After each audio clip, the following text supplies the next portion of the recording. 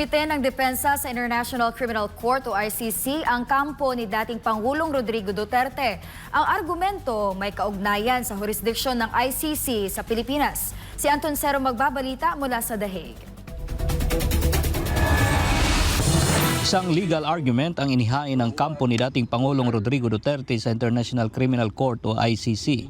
Ayon sa dokumentong petsang Mayo 1, 2025, iginit ni Atty. Nicholas Kaufman, legal counsel ni dating Pangulong Duterte, na wala ng jurisdiksyon ng ICC sa Pilipinas dahil tuluyan ng kumalas ang bansa sa Rome Statute noong taong 2019. Sa ilalim ng Article 19 ng Rome Statute, maaaring questionin ang jurisdiksyon ng ICC sa isang kaso kung ang akusado ay hindi sakop ng mga umiiral na kondisyon ng kasunduan. Sa isang panayam sa ICC, naunang sinabi ni Atty. Kaufman na ihahain nila ng mosyon sa lalong madaling panahon.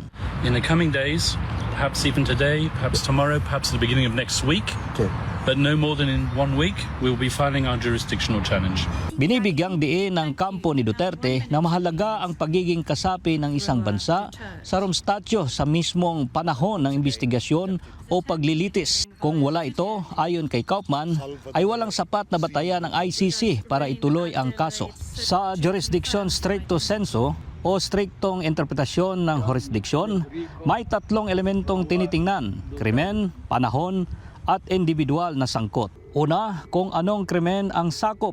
Pangalawa, kung kailan ito nangyari. At pangatlo, kung sino ang sangkot.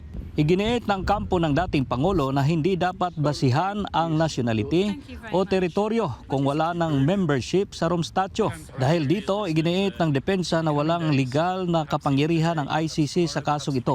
Sa panig naman ng Senado, welcome development sa kampo ni Duterte ang mga resulta ng pagdinig ng komite ni Senator Amy Marcos. Ani Atty. Kaufman, posible na gawin nila itong basihan sa mga argumentong isusumite sa ICC. Mention has been made of the arrest, mention has been made even of the jurisdictional arguments. They are very compelling and they support our arguments as well. Patuloy naman ang pagpapadala ng liham ng mga taga-suporta ni dating Pangulong Duterte sa kanya mula sa iba't ibang panig ng mundo. Ayon sa kanyang abogado, mahalaga ito sa kanilang moral at legal campaign.